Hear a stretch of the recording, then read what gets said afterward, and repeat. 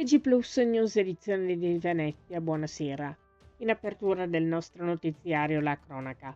Oggi, martedì 27 maggio, in mattinata malcontenta si è tenuto l'ultimo saluto ad Anna Chiti, la giovane studentessa che sabato scorso ha perso la vita in un tragico incidente nautico a Venezia, dove la 17enne sarebbe caduta in acqua dalla barca durante le manovre di ormeggio di un catamarano, restando impigliata con una cima all'elica.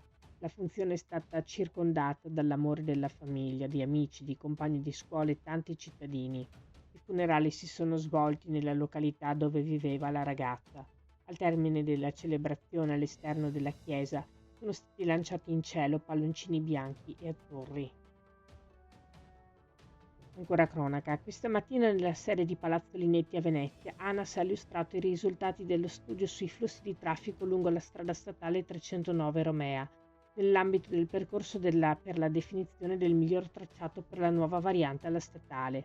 All'incontro ha preso parte anche la vicepresidente del Veneto e assessore alle infrastrutture e trasporti Elisa De Berti, che ha dichiarato: con un traffico giornaliero medio con punte di circa 27.000 veicoli, il 13% dei quali mezzi pesanti, la Romea è tra le strade più pericolose d'Italia, con un triste primato anche in tema di incidenti, spesso purtroppo mortali. Secondo quanto emerso, le principali criticità si concentrano nell'area tra Chioggia e Mestre e la maggior parte dei veicoli in transito ha come origine e destinazione proprio Chioggia. Rubato decenni fa, l'incunabolo firmato Cristoforo Colombo rientra alla Biblioteca Marciana dopo il ritrovamento a Dallas.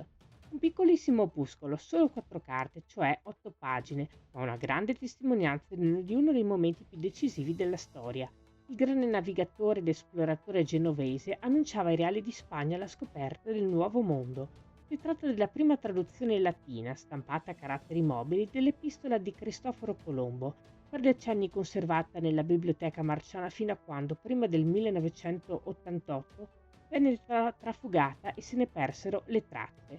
Questa mattina, nel corso della conferenza stampa, il comandante dei Carabinieri per la tutela patrimonio culturale di Venezia, Francesco Gargaro, ha illustrato l'attività di polizia giudiziaria svolta dai militari e che ha permesso il recupero e la restituzione dell'incunabolo del 1493, rintracciato inizialmente attraverso la rete.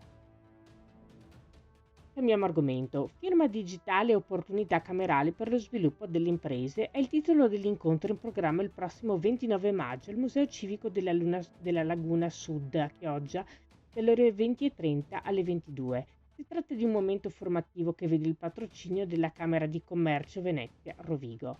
Nel corso dell'incontro verranno anche illustrate le nuove modalità di accesso ai servizi digitali come l'importantissimo e indispensabile strumento della firma digitale e presentate le opportunità concrete per le imprese con particolare attenzione ai voucher digitali 14.0 disponibili per la richiesta dal 3 al 27 giugno tramite la nuova piattaforma informatica Restar di Unioncamere.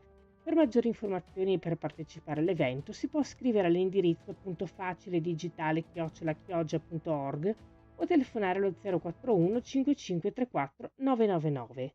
Questa era la nostra ultima notizia. Grazie per essere stati con noi. Arrivederci.